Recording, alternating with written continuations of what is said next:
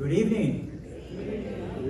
I'm John Moses, Managing Director here at Riverside Theater, and I'd like to welcome you all tonight to the Stark stage for this discussion. What a great group. It's so good to see so many interested and dedicated to our community.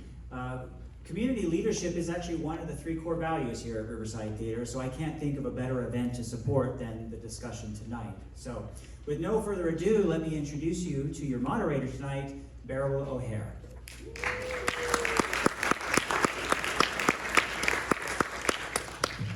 Hello, everybody. Thank you so much for joining us tonight. It's my pleasure to introduce to you our panel of 7 experts tonight. So would you like to join me out here on the stage? Not awkward at all. Here we go. This is Mr. Dale Sorensen. Thank you for joining us.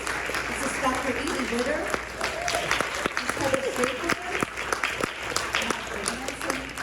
Mr. Erman, and Judy Orchid. Thank you so much for joining us.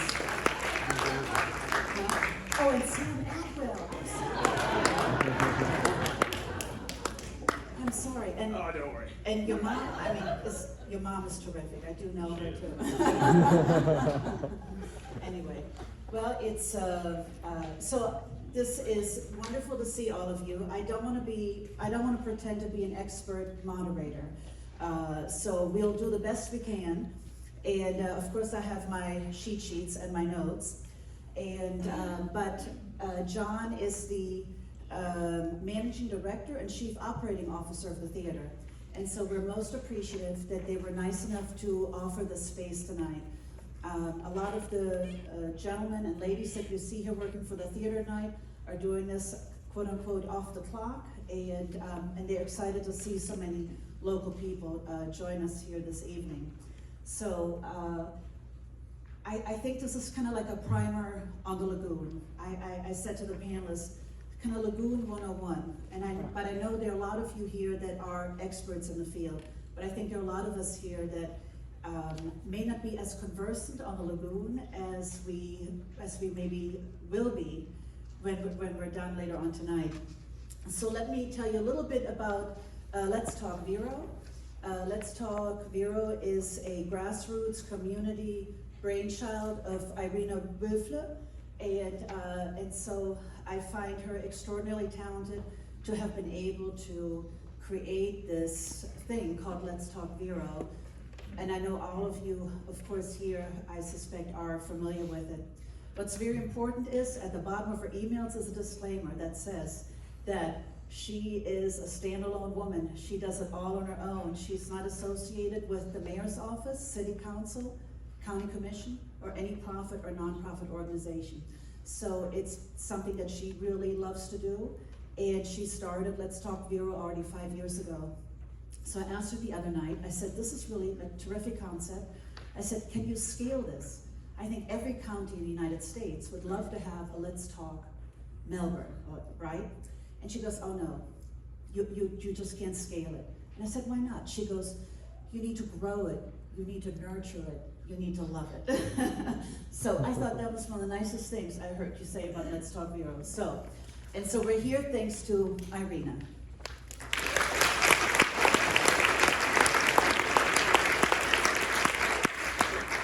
Somebody had also texted her earlier and said, you better come up with a plan when you're done with this meeting. Thank you. Thank you, John. There won't be a plan. Our whole objective is that we as a community, and I suspect most of you, like Irina and I, live here full time, that we simply leave a little bit more enlightened and a little bit smarter. And I think, when I think of Let's Talk Vero, I said to Irina, I think of it as the 3 E's: educate, engage, and enlighten. And so I hope everybody will walk away with something that they can take home and do on their own to help be a better custodian of the Lagoon. So speaking of plans, since you laughed, John, the county has put together an amazing plan. It's called the Indian River Lagoon Management Plan. It's a most comprehensive document. It's 132 pages long. I only printed out 60 because I ran out of colored ink. So, but if you would like to learn really in detail. This is a very well thought out plan, but it also discusses all the issues, the jargon, the acronyms, etc. So that is publicly available. Now, for Irina, we want to take a real quick survey of a couple of questions. Obviously, we don't have time to count the hands up, but we have a camera here. We're going to take a snapshot, and then we'll count later on when we have a little bit of time. So, first question is, of those of you here this evening, who received the Let's Talk viewer email invitation? Okay, that's almost a wave. All right, who heard it word of mouth? Who read Mr. Sorensen's letter to the editor? And last question, how many of you have a dog?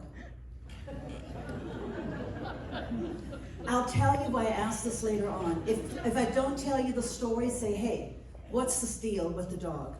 All right. So that'll be at the end. Now, we also wish to have the mayor join us towards the end of our program. We've asked him to close it out and take the last 10 minutes to let us know what the city is doing in terms of the lagoon, as well as I'm sure he has a few things to say about Three Corners, since I noticed in the paper this morning, it was front page, the Three Corners project and the prospective developers. So John will round out the program tonight. So a couple housekeeping items. Please turn your phones off. and Jonathan Buckley, Irina's son, is going to be handed out note cards and pens in case you wish to ask questions. And so he will pick up the note cards around 6:10. And then we will obviously read your questions, since it'll be very difficult to pass a microphone around. We'd like to thank Dr. Dwayne DeFries, who is the Executive Director of One Lagoon, who unfortunately couldn't join us this evening. We'd also like to thank Dr. Brian LaPointe, who is out of the country, and he is, but obviously a significant person in terms of research here in this community, and he's the research professor of Harbor Branch. And so let me share with you just a couple of fun facts about the lagoon, which I'm sure all of you know. And I said to them, we are going to share the questions all of you emailed in with them in the first part of the program. And I said, please answer the question, but if there's something you're really passionate about and you think we should know, by all means, please share that. So fun facts about the lagoon. It's an estuary of national significance. There are only 28 of these in the United States. The lagoon is also designated as an aquatic preserve, an outstanding waterway, and a surface water improvement and management program water body. Acronym is SWIM.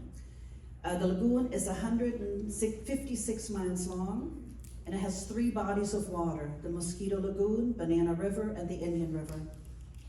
The lagoon is an estuary, not a river. Unlike true rivers, water flow in the Indian River Lagoon is not driven by gravity. Rather, it is the wind that primarily drives the circulation patterns within the lagoon.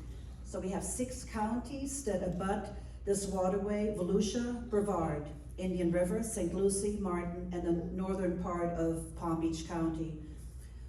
So these 6 counties collectively have an economic benefit of roughly $7.6 billion per year.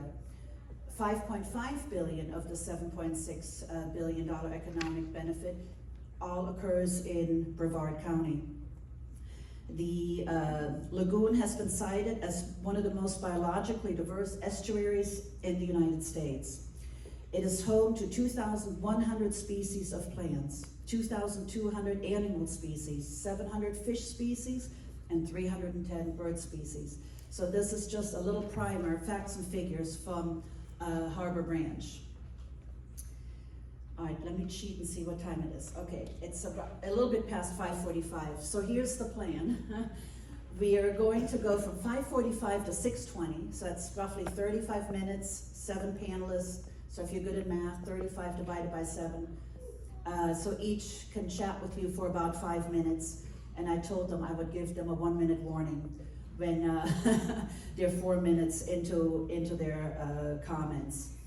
And so we hope to simply have a nice conversation till about 6:20. Then at 6:20, we will look through the index cards or questions that you have sent our way, and we will again ask these experts to please help us out. And speaking of experts, I know there's some here in the audience that professionally work on behalf of Lagoon, and I would like for you to please stand.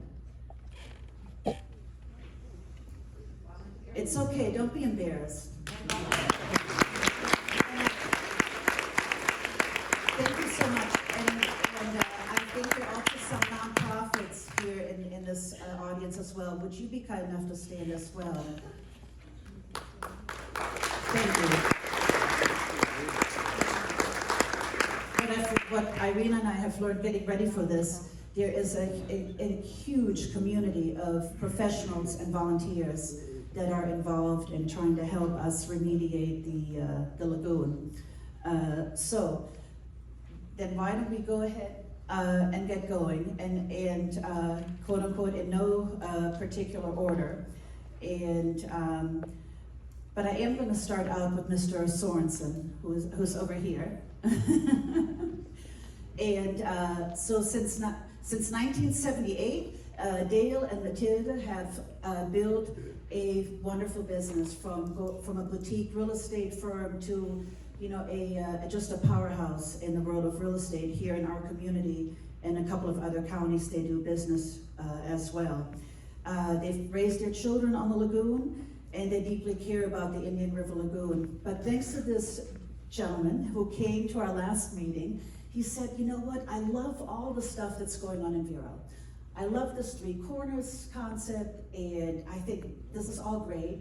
And you said, however, if the lagoon isn't in tip-top shape, I'm not really sure how this is gonna, I'm gonna say roll, but that's not what you said. But you know how you didn't know how it was quote unquote, kind of quote unquote turn out. And so, hence, because of this, your comment, that one sentence, I hope you don't regret saying it, all these people are here because Irina was smart enough to say, hey, this is a really timely topic and we should involve the community in the lagoon conversation. So thank you very much.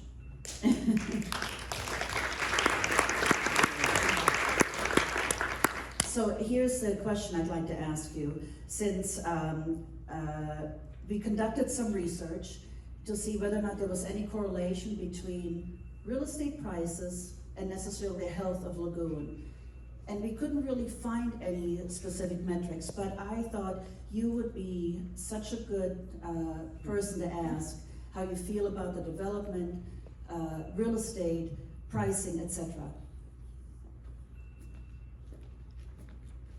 There's probably very little that would be written about this subject, but I can tell you that from my standpoint, the health of the lagoon and the lifestyle of this area dependent upon the health of the lagoon is a major factor in the real estate pricing, if you will, the real estate values, the proper growth of real estate and those values. First thing in thinking about what we were talking about, I have to tell you that when they mentioned experts, I am not an expert. I am just a person who's lived here for 60 years, who has grown up and utilized the lagoon and the river, and I'm extraordinarily interested and concerned in its condition and its overall well-being. And I don't want to bore you, because a lot of old people do this, and it is boring to tell you stories about the good old days. But in the good old days, a Sunday afternoon with friends might involve an oyster roast with a couple of baskets, bushels of oysters that we went up to Sebastian and were able to get, and then on the way back we'd stop perhaps at a crab house, and we'd buy some fresh crabs, and we'd go in in that process of getting ready, we'd find some shrimp that I caught the night before off the old wooden Wabasso Bridge, and we'd have ourselves a great feast. It is not possible to do that today. And it's not possible to do that today because the lagoon and the health of the lagoon is not in the condition that it should be in.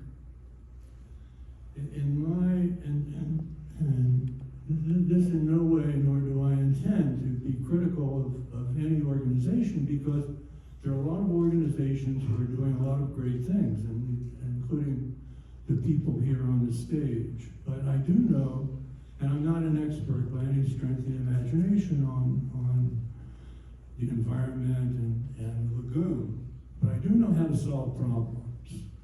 And I do know that, and I do feel that everyone really needs to get involved from every aspect of the community, from the business community, whether it be the real estate community, the medical community, it doesn't matter. And what a great thing it would be if in the next meeting or the next panel discussion of this kind, when you're asked to stand up, and if you are a member of one of these organizations or a volunteer, and the whole room stood up. You know what would happen? This problem would get solved. Because it would get solved because of a lot of people working together to get the problem solved. And trust me in this, I have been around for a long time. I do know two things, and the one thing I do know is if we don't improve, if we don't solve this problem, if we don't rectify what is happening to our lagoon and the system, it's going to be a tragedy for this area, a tragedy that you cannot imagine. There's nothing worse than having a dead body of water sitting right outside in the middle of our wonderful community. I urge you all to participate, and participate as much as you can, whether it be financial or volunteer or whatever it might be. A wise man told me when I first started in my career here in Vero Beach that I would have to go out into the community because it was involving education and raise money. And he said, that's going to be a very formidable task, and it's something that you need to take seriously. And he said, I want you to think about it this way, that the community is a big, big basket. He was from the north, a big, big basket of apples. And if every time you went to that basket and you took an apple out, because the community was supporting you, pretty soon that basket would be empty.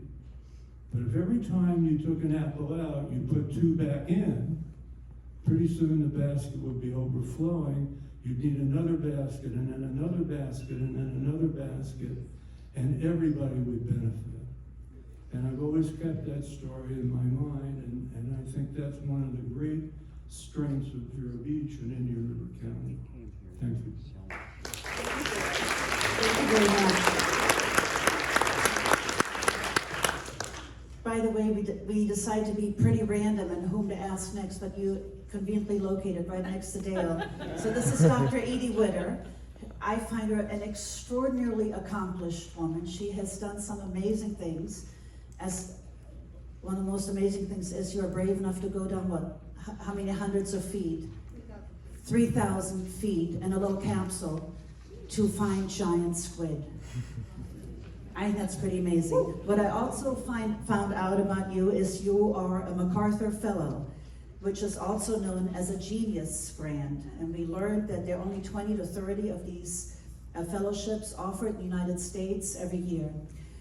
So since we're brave enough to go down 3,000 feet, we are calling you a deep sea explorer. You're a nationally recognized conservationist, and you're the founder of ORCA, which stands as an acronym for Ocean Research and Conservation Association. And I said to Edie while we were meeting backstage, I read this morning in the Press Journal that her organization received a grant from Impact 100 for $100,000. And she said, well, you know, I received too. I got $100,000 from Martin County too.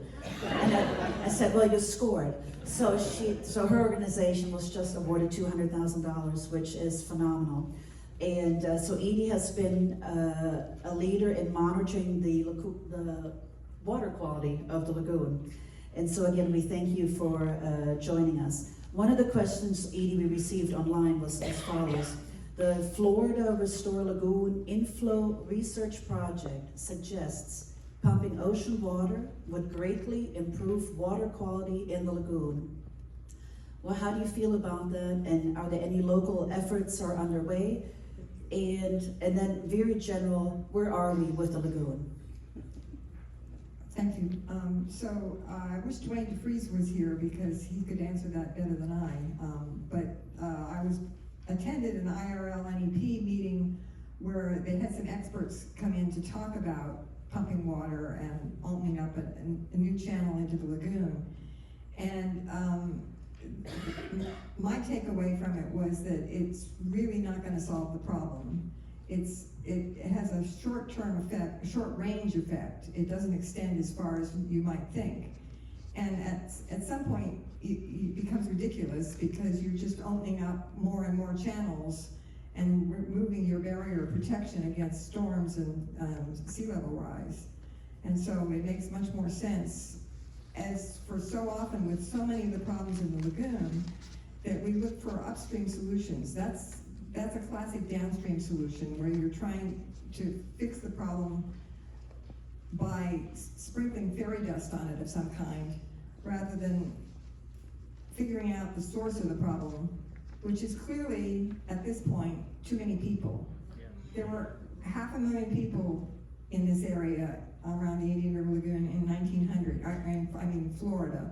There were 500,000 people in 1900, and by 2022, we surpassed 22 million people. It's just a heavy, heavy burden, and we need to figure out how to better manage all of the things that people produce that are impacting the lagoon. So a lot of that has to do with human waste. And we hear a lot of controversy about septic to sewer conversions, which is one part of the equation, but there's other parts of the human waste problem that need to be dealt with, like the biosolids that are produced by waste treatment plants that are being spread on agricultural land and putting nutrients into the system and things like forever chemicals into the natural habitat. There are other kinds of contaminants of emerging concern that aren't being handled. Septic to sewer is one part, as I said, but you really need to think about the wastewater treatment, and we need advanced wastewater treatment. So if you look around the world at places that have had success in improving water quality, and those success stories do exist, places like Chesapeake Bay, Tampa Bay, Kaneohe Bay, the Thames estuary have turned it around. But there are several features that they have in common. One is routine monitoring. You have to have the monitoring. Chesapeake Bay for a long time was depending on mathematical models and not actual monitoring. And according to the mathematical models, things were getting better, but any fisherman could tell you, no, they weren't. And so then they started to do real monitoring, which is the kind of thing we're doing with the Kilroys, and seeing, no, it's not getting better, it's getting worse. And once they had that real world data, it started to make a big difference. The other big thing that's changed a lot of communities is advanced wastewater treatment. And we actually have an exciting inroad there with what's going on in Indiantown with the Cedron technology that's being installed down there. That's potentially a huge breakthrough in wastewater treatment. It's, I think, a beta test site, but one that I find very exciting. I think that there's a lot to be optimistic about with the Indian River Lagoon. We don't have major industry like some of these communities that had to deal with that have just put all kinds of horrific toxins into their local environments. These are manageable problems, and I agree that if we can work together, we can solve them. But we have to be smart about it and make more people aware about the things that they can be doing that will make a difference. So a lot of the damage that's been done to the lagoon has been in the effort to get water off the land as quickly as possible. That was the goal in the early days of settlement, which was to create agricultural land and to prevent flooding. So we put in these canal systems and made these waterfront properties which have bulkheads, waterfront, and sloping grass lawns right down to the edge of the seawalls. And then anytime you apply herbicides, pesticides, fertilizer, or cut your grass even, and the grass clippings slide off into the Indian River Lagoon. Any organic farmer will tell you that one of the great ways to make fertilizer is with grass clippings. They call it grass tea, and you just throw some grass clippings in a bucket and put a little air bubbler in there and let it go for a couple days, and you've got fertilizer. Well, that's what we're doing every time we're putting grass clippings into the Indian River Lagoon. We're fertilizing it for these toxic algae blooms that we're seeing more and more of. And there's some pretty simple solutions. So we've shown that if you put in a buffered shoreline, deep-rooted plants along the shoreline, it greatly reduces the amount of phosphate that's coming off the land, and also the grass clippings are greatly reduced. So it can have a huge impact to do just some very basic things if people just become more aware of things like grass clippings and what kind of impact they're having on the environment. I will close with that. Thank you so much. You know, I'm embarrassed to give you the 1 minute warning, and I'm not sure there's a polite way to do it, but thank you so much. Sam, and I'm sorry I missed you earlier. You're fine. This is Sam Atwell, and his lovely mom is right there. So Sam, you are a Vero Beach native, who, in addition to running Downsea Charters, hosts Florida Sportsman. You broadcast on World Fishing Network and Sportsman Channel, and where you use these platforms to ignite awareness and drive action on Florida's prized waterways. Is that a good summary of Sam Atwell? That's a great summary. Awesome. Okay. Now, we know you're on the water more so, I think, than probably most of us here, because you do it as a profession. So we have a couple of questions. A very common question was, is it safe to swim in the lagoon? And then the other question was, being that you're on the water so much, what do you find both encouraging and concerning in the behavior of wildlife on a daily basis? Can you share some of your observations with us? Sure, yes ma'am. First of all, thank you guys so much for being here. I feel really honored to be amongst this panel of speakers. I don't know how I managed to get myself in here, but I guess I'm doing all right. Anyway. It's a community gig. It So is, that's what it's all about. For sure. And everybody can hear me, right? Everybody can hear me? Okay, great. So yeah, I don't even really know where to begin. I mean, I make a living on the Indian River. I was born and raised here. I have a huge admiration for where we are. I know everybody else in here does, or else we wouldn't be here. And question number one, can you go over that again for me? Question number one. Let me get my mic. Question number one. So if you take people out on a charter boat and they want to hop in the lagoon, do you say no problem? It is safe for swimming. Okay. It is safe, just to clarify. Aye. I have no issues whatsoever swimming and or eating fish. I know that's a common question. A lot of people are willing to ask. Fish, crustaceans, other things like that. People do it every day. And they are fine, yes. And so, since you've been out on the water, I don't know how long have you been doing this? How many? So, born and raised here, guiding for the last 9 years, but I've been fishing since I was born. Okay, so go back when you started 9 years ago. Sure.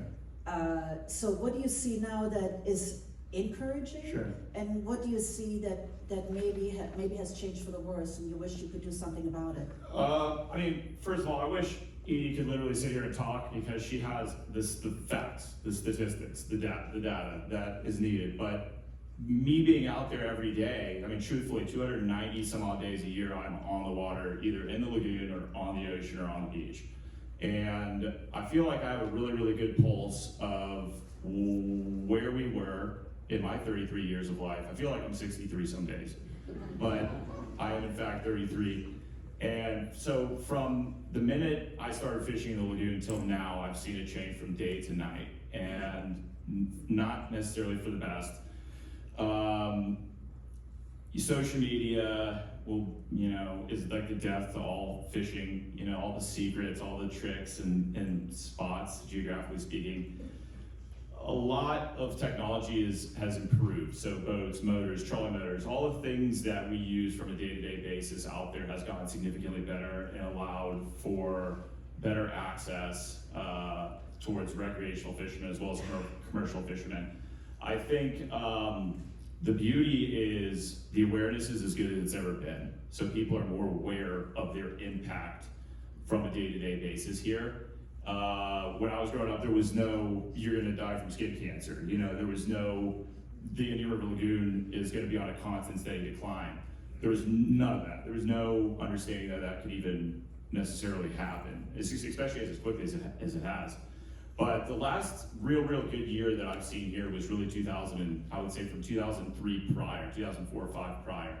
And everywhere since then has been on a constant decline. And we all know that everybody comes to Florida for 2 reasons. Whether you buy a house here, whether you love where you are, is the proximity to water and then the consistency in temperature. If we didn't have either one of those 2, then no one would think Florida is paradise. And so I think it's our responsibility, whether you come here and find this place and become infatuated with it and end up moving here and living here, or if you're born and raised here, we have a responsibility to try and take care of our resource, which is limited. And especially in such a narrow body of water. Yeah, it's long, 167 miles from north to south. So it's a long body of water, but it's extremely narrow. And the inlets are the lungs of the ocean, and so I think where I'm going with this is it's not as vast as a place like the Florida Keys is, right? Somebody had mentioned pumping salt water into the river, and that's just a Band-Aid on the problem. It's not a solution to the problem whatsoever. And as time goes on, the technology is out there, the accessibility is out there, and I think people have a responsibility to try and give back every single day. And I think that's a big question. It's like everybody in here has a question, which is, I have a few basic questions every single day that I'm out on the water. Like, what's the biggest fish you catch? What are we doing out here today? And one of the questions that I have though is, what do you think about the environment, right? And what can I do to help? And I think everybody in here needs to know what they can do to help. Edie mentioned, the fertilizers, the private residential houses on the water. I can't tell you guys how many times I've gone into, let's just name drop for a second, the moorings, I love the moorings. Moorings is great, I live in the moorings. But I go into the moorings canals and literally, you can't even see water. There's just grass clippings everywhere. And all that detritus falls to the bottom and accumulates, and if you jump off the dock, you'll sink it up to your waist in, mud. And it's not naturally supposed to be that way. I mean, hundreds, but it's been, how many years that we've been overwatering, over-fertilizing, and seasonality has very little to do with all of that. I mean, as we've all seen this last winter, extremely wet. And 1 minute, I take it? Or is it entirely up? 10 cents. All right, anyway, thank you for allowing I me to be here. forgot to give you the one No, it's minute fine, warning. it's fine. Thank so. you for allowing me to be here, and we all need to figure out how we can help. Right. And that's all. No, you're a great role model for the younger people here in the audience. I know two of my 3 children are here today. They've decided to return to Vero Beach, and they were water rats when they grew up. Right. So I think it's really important, and that you share this message with your friends. For sure. Thank you very much. Okay, thank you. Now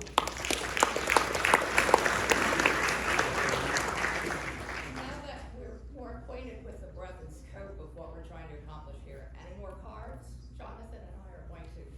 down the aisles, and if anyone has a burning question, we're here for them. Someone needs to. And that's the mom of Sam. Hey, Bob. Hey, Mom. All right, Judy. Hello. I know I'm behind you. I'll just talk. And so Judy tells us she's been a resident of the Lagoon since 1996. So going on 3 decades, which is terrific. What I liked about your bio was that in the last sentence you said, I think we can pull this off by all working together. So I thought that hopefully nails it. So Judy is the president of the Clean Water Coalition, and she chairs the IRNA Lagoon Committee. Previously, okay, ex-chair. And she also serves on the board of the Indian River Lagoon National Estuary Program. And so she obviously is a huge advocate and has obviously gracious to volunteer her time for a very long time here in the county. So Judy, when we read about what you did, many of the questions that Irina received had the word stormwater in it. Do you know anything about stormwater? Can you wing it? Sure. Okay. So a lot about stormwater, a lot about runoff from septic, you know, and I was wondering maybe if you could give us maybe one-on-one. Doesn't have to be terribly long, because like we said earlier, these people were gracious enough to volunteer their time. I would say the only real true scientist by definition is Dr. Witter. And so I think everybody is doing a terrific job. The other thing I want you to talk to our guests about is tell them a little bit about Osprey Acres. We read about that and it sounds absolutely fantastic, and it's a commitment to education, which is obviously one of the things that we like to pull off tonight as well. And I suspect not everybody here in the community is aware of Osprey Acres, so I'll turn it over to you. And thank you again for joining us. Thank you, all of you, for being here, because this is the first step in getting the problem solved. So I was asked an important question in the lobby before coming in here by a nice young woman who said, are you hopeful about the lagoon? And I am hopeful. I'm hopeful because I think we know the answers how to fix the problems. The part that makes me a little bit worried is the fact that fixing the problems is going to take, it is of course going to take all of everybody's help on reducing the amount of fertilizer, those sorts of things that we as individuals can do. But in addition to that, fixing the problem is going to take a lot of investment, a lot of money, because we need to do a lot of infrastructure. When Florida was being developed, we had huge amounts of growth happening really fast, like from the 50s forward. And we did not have any of the infrastructure in place that we should have had. Septic systems were not built to handle dense, development. They were designed for someone who lives on 5 acres on a farm, so you have a septic system. But so, when Florida started being developed by big corporations like GDC and all these big corporations came in and bought huge swaths of land and lotted it and sold it, the infrastructure wasn't in place. And so now we need to make a big investment to go in and retrofit to get the good infrastructure. Relevant to stormwater, that is also an infrastructure problem. Dee already alluded to it, because when developers first came to Florida, all they cared about was getting the water off the land. I mean, Florida was a swamp. Vast acreage in Indian River County was literally underwater. And so they were very smart in their engineering to build efficient waterways that would push the water from the interior to the lagoon as quickly as possible. And when it comes to stormwater, I think of stormwater as just the transport mechanism for all of our human waste. It transports the rubber off your tires, it transports a drop of oil that comes out of your car and washes onto the road. I mean, all of that gets transported to the lagoon via this canal system. I should know the number of miles of canals, but it's just mind-boggling. So the solution to that problem is to slow the water down.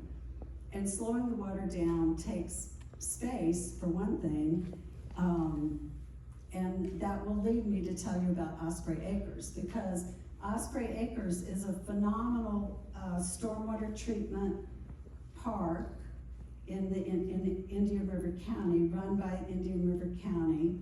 And if you have not toured it, you should go. It's open to the public, it's beautiful. So basically what they do is they pump water out of a canal and slowly pulse the water over about a football field size slanting concrete slab that slowly grows algae, and then depending on how dirty the water is, the algae grows faster or slower, the temperature affects it. And then on an occasional basis, they bring in these really cool, you can tell this story too. They bring in these really cool kind of front end loaders and scrape all the algae off so it can regrow again. And that algae growing is pulling all the nitrogen and phosphorus out of the water. And so when the water comes out of the system, it's cleaner than when it went in. And not only does it go through this algae scrubber, but it also trickles through a meandering, beautiful meandering park, and all the plants, that's why plants along the lagoon are so important. Bulkheaded waterways don't really help us. It's the plants along the lagoon that uptake the nutrients. So out at the algae scrubber, you'll walk and you'll see the water then goes through a meandering river where plants are uptaking more nutrients. So before the water actually re-enters the lagoon, the canal to go to the lagoon, it's so much cleaner than it came in. So that takes space, but it also provides habitat for wildlife and birds. I always see ospreys, and there's a bald eagle out there, and do I need to cut it short? Okay. No problem. Thank you for coming once again. I get excited about this. Appreciate it, thank you so much. I'd like for you to meet Heather Stapleton. Heather Stapleton is a community engagement coordinator for One Lagoon, the Indian River Lagoon National Estuary Program. And she channels her passion for the environment into fostering community connections, so she is perfect fit for us today, thank you, and helping our community to be more lagoon friendly. Now Heather is actually employed by the federal government. Did I read that correctly or no? Not quite. Not quite, you'll explain, but just cover up for me, would you please? Okay, great. All right, so did I read correctly that you are overseen by the Environmental Protection Agency? Yes. Okay, That is all right, correct. 1 out of 2, I'll take it. And so what we would like for us, tell us a little bit about One Lagoon and the mission. The tagline for One Lagoon, your tagline is One Lagoon, One Voice, which I think is a terrific tagline. And I also understand you are federally funded. Yeah. Okay, so, I understand you're federally funded because this is an estuary of national significance that kind of made the short list. That's right. Okay, great. All right, you're next. I'm handing it over to you. Thank you. So I am not a stand-in for Dr. Dwayne DeFries, although he is my boss, of course. This is very public knowledge. He's going through a significant health battle right now, and had originally thought that he'd be over at Moffett in Tampa. But he is actually home tonight, but not doing great, so keep him, please, in your thoughts. He is one of our #1 Indian River Lagoon warriors, that is for sure. So the Indian River Lagoon National Estuary Program is quite a mouthful, and folks that are better at communicating decided that one lagoon was more what we were all about. So it's one lagoon, one community, one voice, meaning that though the Indian River Lagoon is 156 miles long and includes a little bit of Palm Beach in there, 6 counties, multiple municipalities, it is all one body of water. And we were designated as a lagoon, as an estuary of national significance by the EPA back in the 1990s, and there had to be a local host agency where that program would take place. And initially, and for a very long time, that was with St. John's River Water Management District. But when the stuff hit the fan with the lagoon, back in 2011, 2012, when we had our massive seagrass die off because our health was so severely compromised that the lagoon could not withstand 2 major natural events that took place back then.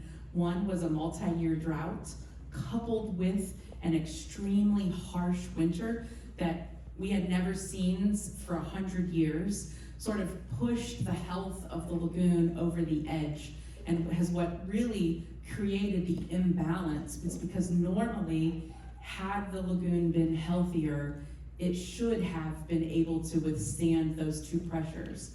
Estuaries are places where salt water and fresh water mix together. They're places that are used to change, really dynamic systems. And so the lagoon naturally was a dynamic system. Naturally, the lagoon should have been able to withstand those increasing salinities because of the drought, plus all of the dead stuff from that really cold winter. And so what happened was we entered into this new phase of an imbalanced system where we had once been dominated by seagrass. We are now dominated by the algae du jour. It's literally something different from week to week. And in fact, there are monthly meetings just to talk about what's blooming in your neck of the woods. This is how bad it is. And so in this dramatically unbalanced scenario, folks smarter than I decided to pluck that one program out from St. John's. St. John's oversees 18 counties. The lagoon is only 5 plus a smidge. And so the thought was that by plucking out this one program, we can really give the lagoon the hyper focus that it deserves. And in doing so, a special and independent special district of the state was created. So much like mosquito control district or perhaps hospital district. So when I said I don't work for the feds, it's because technically I do work for the state of Florida. So technically one lagoon is a special district of the state. We do get a big amount of funding from the EPA, so that continues. That was the situation when the Indian River Lagoon National Estuary Program was with St. John's. But in addition to a great funding source from the EPA, we also get funding from St. John's River Water Management District, South Florida Water Management District, Florida DEP, and then each of the 5 counties that like to play with us, they also contribute some money as well to that. It was a little controversial at the time, but we're all working together really well these days, and actually we are at an optimistic record level of funding, both nationally and statewide. It's still not enough, but we are in this amazing moment in time where we absolutely must take advantage of these increased funding of sources and use it while we got it, that is for sure. Having said all that, my passion is really what can we do as citizens, and I've been giving my presentation a lot in honor of Earth Month, and I see many folks in the audience who've attended those presentations, and I too like to talk quite a bit about septic tanks and yards, because all of our problems, or the bulk of the problems in the lagoon, start on land. And we've talked a lot about this evening about those of us who are lucky enough to be by the water, but not everybody is lucky enough to be by the water. So my house, I have a ditch in my backyard. That ditch runs to a canal, that canal to a larger canal, and that reaches the Indian River Lagoon. If you take all of the ditches and the canals just in our small county, 620 miles of ditches and canals draining all of our yards, all of our driveways, all of our parking lots, all of our septic tanks into the Indian River Lagoon, no matter if we're fortunate enough to be on the water or not. And therefore, we all get to play a part in helping restore the balance of the lagoon. Thank you so much.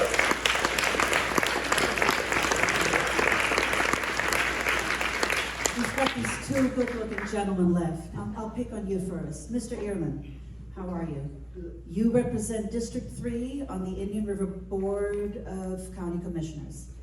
You also serve as Vice Chairman of the Indian River Lagoon National Estuary Program. And when Judy talked about money, I thought I'll ask you about money. So, I read that in 2016, Brevard County implemented a 1/2 cent sales tax just for the lagoon. And that 1/2 penny is projected to raise $543 million between 2016 and 2026. What do you think about that concept? And is that something that maybe we should consider for Indian River County? And then, time permitting, could you give us a quick update on the progress that you see the county is making? Be glad to. I may start with the second question first. If that's Absolutely. okay with you.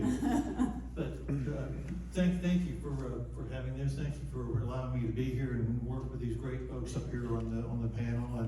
And being that Mike is last, I'm next last, I would tell you to heed and believe what they're all telling you. They're all the experts. They're very well familiar with it, such as I am with the lagoon. And I think it's very important to get this information out. From not only an economic standpoint that Mr. Shorson said so, because you heard how valuable it is to what Dr. Witter and Heather all said about it, along with Sam. If you want to know the true look at the lagoon, you ask the guys that are on it every day, you ask the fishermen that are on it every day, could tell you about the species that aren't there anymore, or they're not catching as many, where the seagrass is, where it isn't. So these guys are top notch. And before I came in here, I was talking to my good friend Judy Orcutt, and I said, whenever they ask me a question, Judy, I'm just going to tell them to ask Judy. So instead of ask me, because there's nobody that has studied this lagoon more or is the bigger advocate through the Clean Water Coalition than my friend Judy Orcutt. What is Indian River County doing? Indian River County is very busy with this lagoon project. We're doing everything from septic to sewer conversions to looking at our stormwater. We have a division within our Natural Resources Department that's stormwater that's working very hard on these type things. We are looking at funding, which I'll touch on in a minute, of how we can raise more funds and how we can do these things. We are looking at all kinds of projects that are viable for us to do financially and the ability to do it. Some of them have been very successful. You heard Judy talk about the Osprey Water Park for us. That's been a highly successful. We also have the Moorhen Aquatic Park up in 57th Street between 66th and 58th Avenue, which has already been up and running, and it's pretty much does the same thing, takes dirty water and turns it into clean water and puts it back in the lagoon. So we're very proud about those projects that we have going on. But let me talk real quick about one of the big things that people always get brought up, and it's our septic to sewer policies and process and procedures and what we're doing. We have our, before I continue, let me tell you that I see Commissioner Moss in the crowd. She's very well aware of what's going on. Thank you for being here. And I see our utilities director. I know he's gonna hate me for this, but he's our utilities director, Sean Liskey, and his wife, we're back there. Sean is very knowledgeable in what we're doing with regards to the septic to sewer conversions in Indian River County. We just finished a project up on the St. Sebastian River with many homes up there for the septic to sewer project. And so far, it's been very successful. We're seeing progress, and it went very well, but it takes time and money. Now we're working in an area down in what's Hobart Landing in the center of the county that we're changing those homes over from septic to sewer. So we're looking very, very hopeful that project's going to be very successful and done as easily as the one in the St. Sebastian River area of Roseland went. There's only one difficulty. These projects are very expensive. The state of Florida has mandated that by 2030, anything near fragile watersheds such as the Indian River Lagoon, and it also applies to springs in Central Florida and other areas. By 2030, we have to have a plan. They have to start being on septic to sewer at that time. We have to change into the sewer. That's only 6 years away. We still haven't engineered these projects. We still haven't put the pipe in the ground. We haven't done other things that the state's mandating that we do. The state has yet to come up with how much it's gonna cost, how much are we gonna do it. The way we've been successful in the two I described is we've gone out for grants with the St. Johns River Water Management District and other agencies to get grants and lower the cost to the homeowner to convert their house from septic to sewer. So those are all things that we have in the works, but the timeline to 2030 is quite aggressive, and we're concerned about that, or how we're gonna pull that mandate off by the state of Florida. It's a good theory, but again, put it into action may be a different story. But our utilities department is looking at this very hard, and we'll come up with it. As for what Brevard County's doing, they have a sales tax that they charge, just like we do the sales tax that we do down here in Indian River County, and we use 20% of that money for lagoon for lagoon projects and activities that we want to do.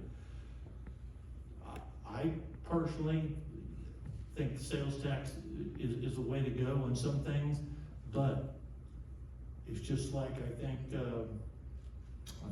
Dr. Witter or somebody said, we have to make it. Are we willing to make the sacrifice to pay more money to up taxes, whether it's sales tax, whether it's other taxes? Are we willing to pay more? Are we willing to pay to go from septic to sewer and all those type of things? Because there is a cost to each one of us of how we're going to do it, no matter how you do it. But those are things we have to look at, and those are things that are very important, is the cost of where this is going. I feel between all the scientists and all the information, we have the answers of what to do to the lagoon. It's just a matter of coming together as a collective and we put these in priorities and make sure we do the right thing. And number one is how we're going to pay for these things. And so that's something I think for another conversation of how we're going to fund these projects and what we're going to do. And but yet it's a very, probably one of the most important components of what and how we can do it. Thank you so much. Before I introduce you to Mike Johansson, a little housekeeping item. Irina was nice enough to hand me a note saying, we've got some really great questions, but we don't have enough time. And have the general manager standing there behind the curtain saying, so here's what I think we should do. Mike, I'll ask you the final question, and obviously thank you for joining us as well. Then let me turn it over to Mr. Coutinho to close it out, the last 10 minutes. But I will tell you first about the dog thing before I turn it over to John. And Irina says we're getting some really great questions. And so the question is how to disseminate all these questions now. So she suggested she could either arrange for a conference call and all of you could dial in and we could invite again a panel of experts, or we could have another session and address obviously more questions. Or what? A Zoom call. That doesn't have a hard stop. There you go, a Zoom call that she said that doesn't have a hard stop. I'm sure you recognize, as Irina and I did, this is a significant issue, and so I think we said this hopefully tonight is just a primer, and but we all collectively need to figure out how to move forward and manipulate a body of water that 2.7 million people live on. So it's going to be an interesting proposition. So Mr. Johansson, thank you for holding out to be number 7. I appreciate it. So, Mike is the chairman of the Indian River Neighborhood Association and a member of the Clean Water Coalition.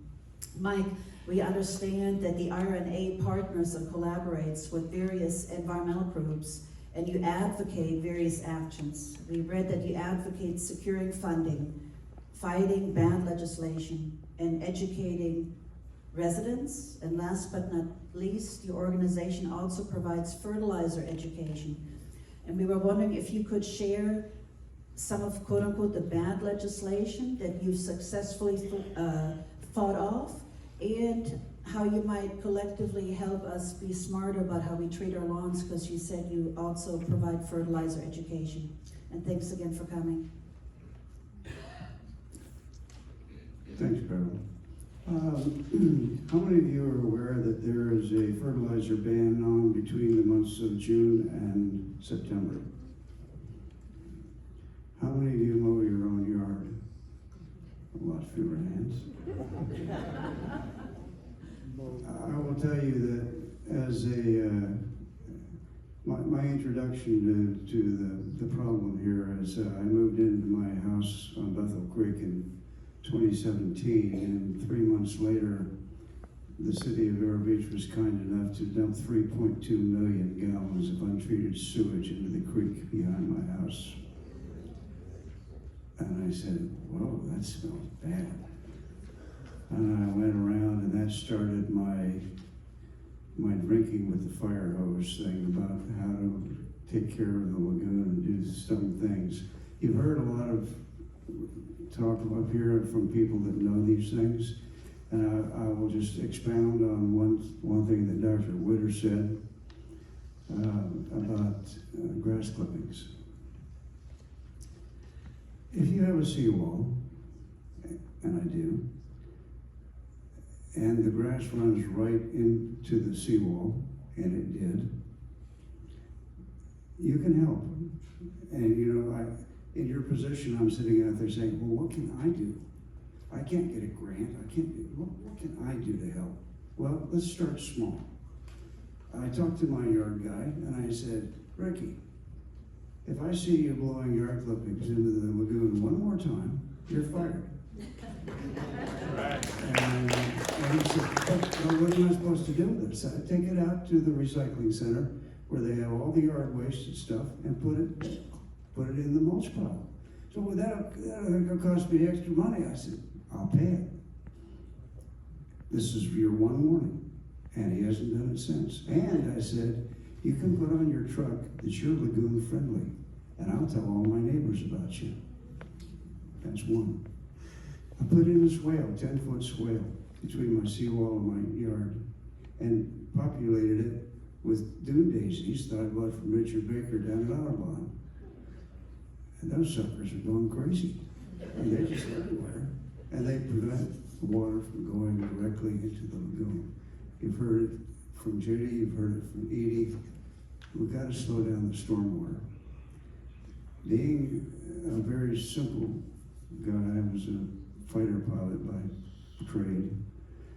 You know, one of those guys, you want the houses to get big, you do this. If you want the houses to get small, you do this. So, I came up with a cartoon. I think it kind of encapsulates the problem, and I'll describe it briefly. It's a sailor in a rowboat that's entitled the USS Indian River Lagoon, and he's bailing with a bucket called BMAP, which is part of the acronym soup that you gotta learn if you want to talk to these people. And the BMAP is the program by FDP to reduce nitrogen and phosphorus from the water. And in the boat, there's 3 holes. And one of them says septic, one says stormwater, one says muck. And the water's coming in faster than it's going out.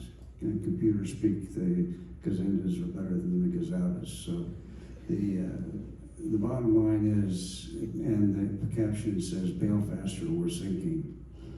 And that really encapsulates the whole problem. We gotta stop putting it in faster than it's able to be brought out by the marshes and the BMAPs and whatever. It's expensive to get that stuff back out. So the IRNA, we have an education program. Beryl talked about legislation. Boy, that's a rich subject. We've successfully fought off the one that said all municipalities are unable to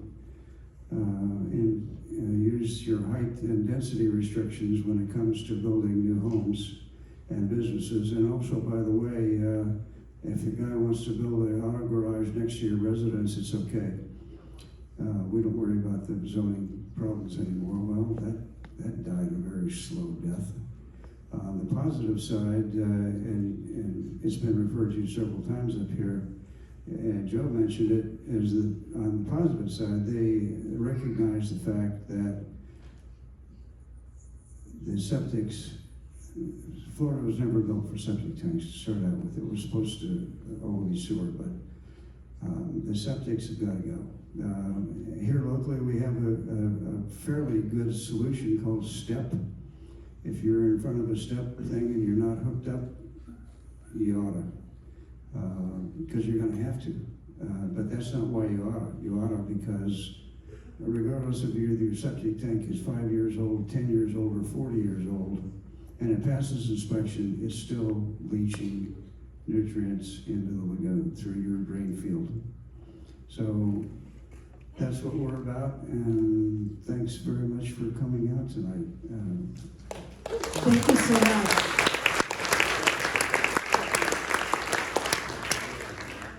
You did a wonderful job. Thank you so much for educating us.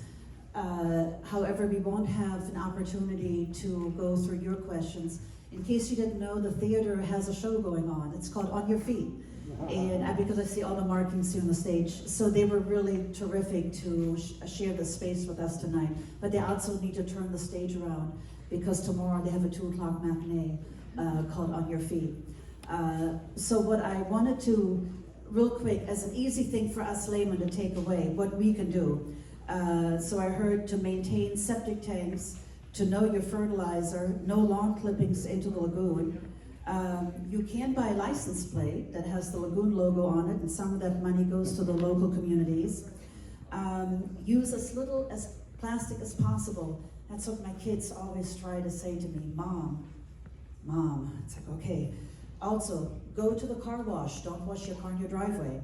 And this is a clever idea. Bring your own Tupperware to your favorite restaurant where you think you're going to leave with it to go. Don't leave with the plastic container or whatever that stuff is that melts in your microwave that they put your food in. Bring your own Tupperware. So now, 1 minute on the dog thing. It was a wave. I think all of you here must own a dog. So this is a really easy way to mitigate a lot of bad things flowing into the lagoon. And that is to pick up the dog poo. So, believe it or not, in the Press Journal in December of 2019 was an article about we should all pick up our dog poo. Now, there are 167,000 residents in the county, and they estimate 1 out of 2 people have a dog or more. Apparently, we have 1.48 dogs in this county. Okay, now,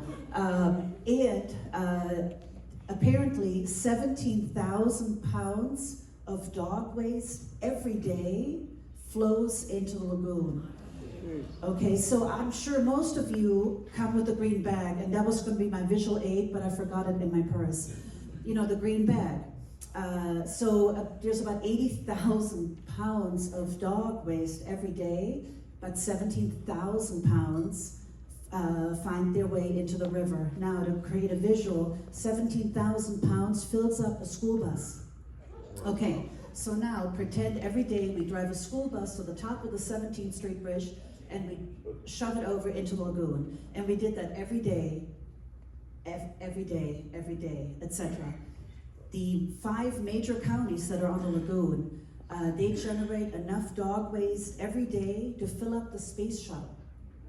Okay, so, and that's such an easy thing for us to remedy, which is to simply bring the green bag, and it's so easy to forget the bag as well. So I thought that was really interesting. And in California, we read they are going to change the laws in California because marine animals on the West Coast have already died of canine disease. So it's all interrelated. So that's why we asked you, how many of you own a dog? Now, it's hard to segue from that to John Catunia. I'm sorry. And it's 6:46. Can you do it in 10 minutes or less? Yes, I can. Okay, and then we promised the theater we would skedaddle. You get up, take your stuff, And please, if you still want to mingle, they have a beautiful plaza outside. And we want to also thank the gentleman in the back who came to be our law enforcement this afternoon. So thank you for your time, sir. So John, can you give us an update? I'll try to do as best I can. You got it. All right, Go. thank you.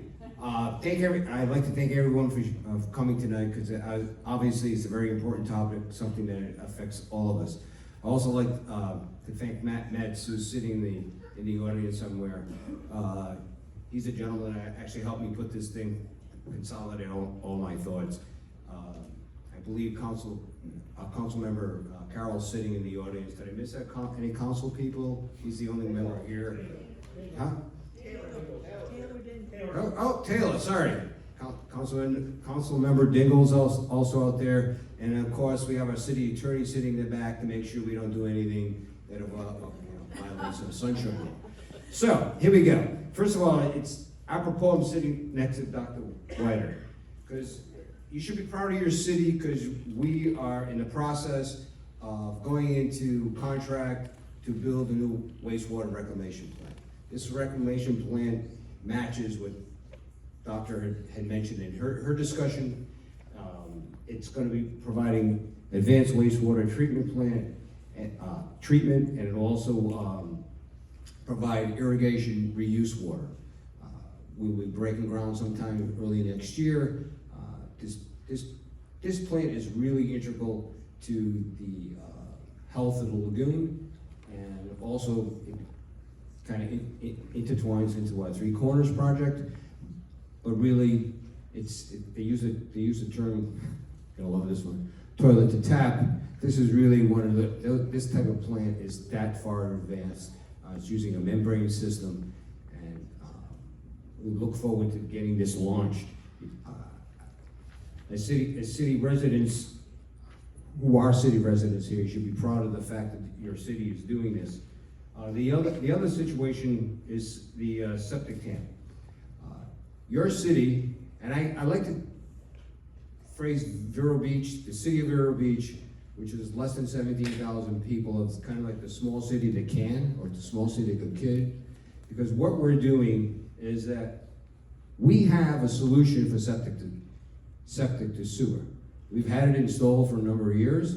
Rob Bolton, the head of our wastewater treatment plant, he's the director, has established a system.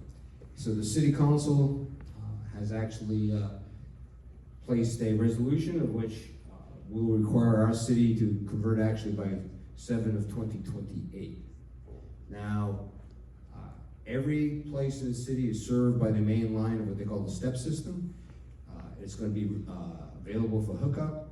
We are working, CWC and some other people to try to help people who are less fortunate to hook up into this system. But it's really something the city should be proud of, because we're actually going to be ahead of the state mandate. We're not looking for a solution.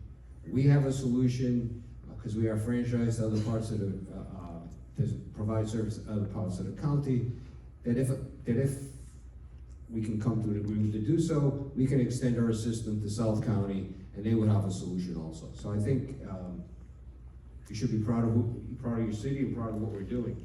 The other situation we have is really a leading edge project, again by Mr. Bolton and his team, is the main canal irrigation water at Johns Island. We are taking 3 million gallons of water per day. We're going to be taking it out of the main relief canal. We're going to process that water, removing all the harmful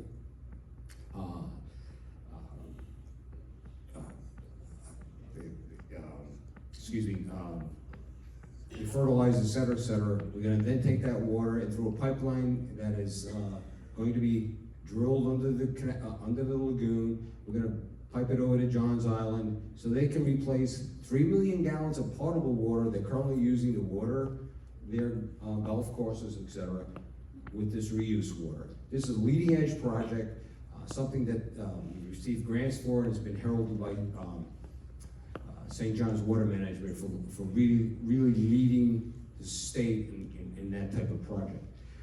The other thing we have that I think going on is that, we have provided, we are in the process of finalizing our stormwater master plan. And when you're in a, which politically was not the easiest thing to get passed within the city. We have a stormwater utility. Everyone who's a city resident, whether you're nonprofit or not, or just a city, regular city taxpayer, you pay into our stormwater utility. Again, Matt Metz is the gentleman who oversees that stormwater team. They're putting together a master plan, of which we'll have a number of projects ready to go. Once we can achieve funding or mention grants from the state and continue to address the stormwater problem and the runoff that we have in our city. The other projects I'd like to know is that we work closely with a lot of the nonprofits and public-private partnerships. We think those are important to try to maintain an efficient and effective way of governing and working with the citizens' monies. So one of them is with the Clean Water Coalition. As I previously mentioned, is the STEP system financial assistance. There's the Riverside ditch revegetation, which also includes the Rotary Club working on it. We're also working with IRNA and CWC on fertilizer education. I think there's going to be some lawn signs going up pretty soon, which will notify on that. Walker on the Riverside Living Shoreline Project, which I believe something is happening tomorrow. Yep, tomorrow on Riverside at 10:30 a.m. If you want to participate, please show up.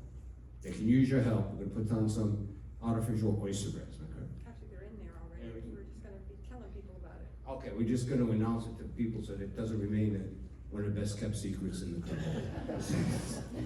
And we're willing to work with any nonprofit who wants to work with us in trying to promote a healthy lagoon. We're here to work with you. We have a very amenable city council working with other groups.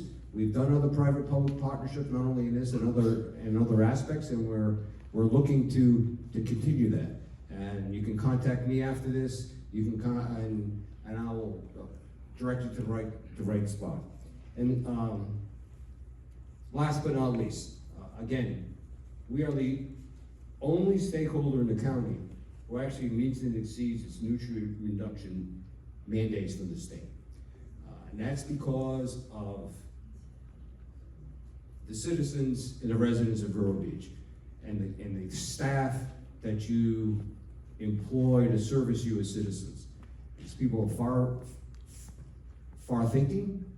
They have employed and deployed methods and projects that are, say, out of the box, and they've addressed these things in a cost-effective and efficient manner, getting private-public partnerships and public dollars to help alleviate the cost. So right now, I think that kind of sums up where we are as we try to address the various aspects of our lagoon. Again, I guess we're a little small city that could. We're trying hard to do this. I believe, and I can be the brag guy here. I am the mayor of the city. That I think we're leading the county in addressing this issue. But we're only 2% of the landmass of the county that borders the lagoon. So we're going to lead the pack. We're going to keep doing it. We're going to keep servicing the residents because I think this is a very important topic for the residents. And again, if anybody else wants additional information on anything that we're trying to do, please see me afterwards or contact me directly at City Hall, and I will answer your question. And if I don't know the answer, I'll get you the answer. So, Thank you so much, John. Thank you so much for joining us tonight on a Monday night, and thank you so much for all of you for your wisdom and insights and expertise. It's greatly appreciated. So we look forward to hopefully seeing you again in a similar venue. Thank you again for coming tonight.